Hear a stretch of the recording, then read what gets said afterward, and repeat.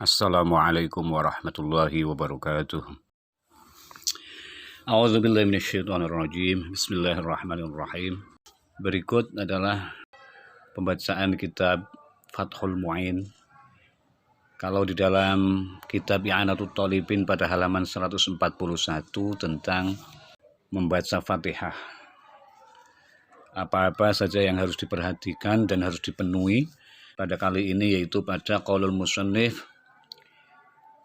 Qala al-musannifu rahimahullahu ta'ala wa nafa'ana bihi wa bi'ulumi fid darani amin wa ma'a ri'ayati muwalatin.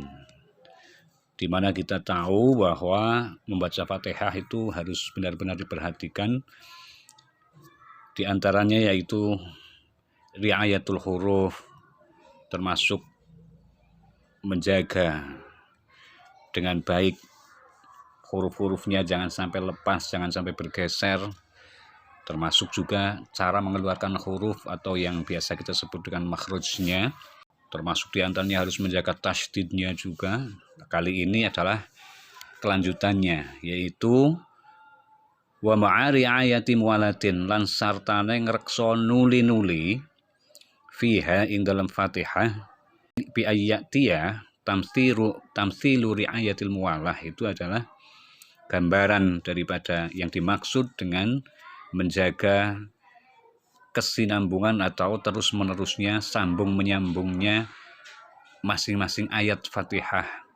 Perumpamaannya, gambarannya bi ayatiya kelawan yen to nekani sapa musolli bi kalimatiha kelawan piro-piro kalimat Fatihah alal wilai ing atase nuli-nuli bi alla yafsila, gambarane kelawan yen to ora misah sapa musolli baina syai'in ing dalam antarane suwi-wiji minha saking Fatihah wa malan kalimah ba'dahu nggih, ba'dahu kang tetep ing dalam sakwise syai' bi aktsara kelawan luwih akeh min saktati tanafusi saking meneng krana ngunjal ambekan, menarik napas awil iyyi utawa menggeh-menggeh.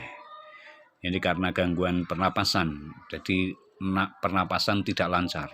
Kalau itu tidak terpenuhi, maka fayu'idu mongko balenono sapa musolli qiraatul Fatihati ing wacane Fatihah bitakhalluli dzikrin, sebab nyelanine zikir, sebab nyelanine zikir ajnabiyin kang liya apa zikir la yata'allaqu kang ora persambungan apa zikir bis sholati kelawan sholat, zikir dilakukannya fiha ing dalam Fatihah.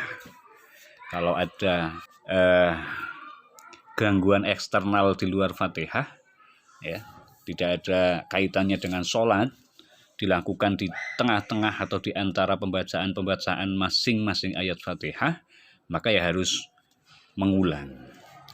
Bahkan wa in qalla senajan kedik apa zikir kaba di ayatin kaya sebagiane ayat min ghairiha saking liyane Fatihah wa kahamdi altisin lan kaya maca tahmide wong kang wahing bersin.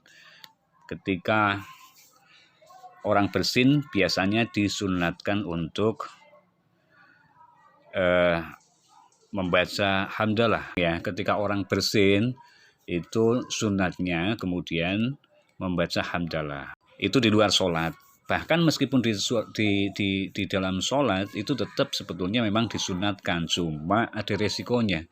Resikonya itu adalah ketika dilakukan di tengah-tengah antara ayat Fatihah, maka harus mengulangi Fatihah dari awal, karena ini terhitung tidak mualah karena ada gangguan di luar Fatihah, bahkan itu di luar sholat, yakni hamdalah, tapi sebetulnya itu bukan kemaslahatan sholat atau bukan bagian dari sholat. Ya, ini kembalinya ya, meskipun disunatkan tapi karena berakibat resikonya itu adalah mengulang Fatihah, maka sebaiknya dihindari. Wa in sunnah senajan den sunataken apa hamdi atisin fiha ing dalam sholat, oleh den sunataken di dalam sholat ka kharijiha hale koyo madani ing dalam jabane sholat. Di dalam sholat disunatkan sebagaimana disunatkannya hamdalahnya orang bersin ketika di luar sholat. Li isy'arihi krono aweh weruhe takhallul bil i'radi kelawan mengo, berpaling sudah keluar dari bacaan Fatihah. Namun kemudian la yu'idu, orang baleni sapa musolli al-Fatihah ing Fatihah bitakhalluli sebab nyelanine perkara lahu kang iku tetep kaduwe ma ta'alluqun utawi persambungan bis sholati kelawan salat kata minin kaya maca amin.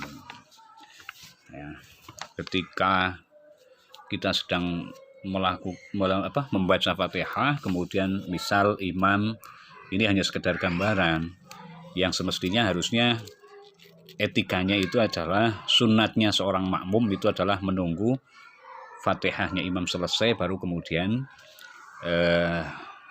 makmum baru membaca Fatihah. Tapi ketika hanya sekedar untuk contoh secara ilmiah, seandainya seorang makmum itu juga membaca Fatihah ketika imam di saat itu juga membaca Fatihah, ini pun tidak menjadi batal, cuma sunatnya akan bergantian karena ada kesunatan isra ketika ada pembacaan Al-Quran. Ketika imam membaca Al-Quran, kita itu adalah isra atau memperhatikan dengan betul khidmat untuk mendengarkan bacaan Al-Quran.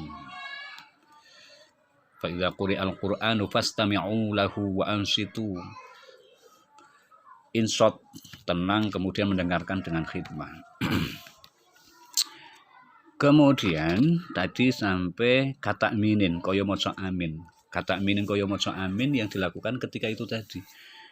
Di saat bersamaan katakanlah ya tetap ada lebih dulu imamnya, cuma antar satu ayat dengan yang ayat yang lain. Ayatnya yang dibaca imam, kemudian ayat yang dibaca makmum. Lah di tengah-tengah seorang makmum belum selesai baca Fatihahnya, tapi imam sudah sampai pada waladolin. Nah, ini kan tetap disunatkan membaca amin. Nah, seorang makmum yang membaca amin di tengah-tengah itu, sedangkan dirinya itu belum menyelesaikan baca Fatihahnya, di tengah-tengah ayat itu misal Maliki Yaumiddin, di saat itu imam sudah sampai waladolin, maka disunatkan membaca aminnya atau mengaminkan waladolinnya imam. Dan ini tidak termasuk takhallul dzikrin ajnabiyyin, itu tidak. Sehingga ketika terjadi peristiwa seperti itu, maka makmum itu tidak harus mengulangi Fatihah dari awal. La yu'idul Fatihata bitakhalluli ma lahu ta'alluqun bis shalah kata minin. Contoh lain wasujudin lan sujud. Sujud napa litilawati imamihi krana wacane imame musolli ma'ahu sartane imam. Wa du'ain lan contoh lain niki, wa du'ain lan doa di antaranya min su'ali rahmatin, bayane saking njaluk rahmat, wasti'adzatin lan nyuwun binau reksa min azabin saking azab, wa qauli bala wa ana ala dzalika minasyahidin. Lan kaya sepadane ucapan bala wa ana ala dzalika minasyahidin.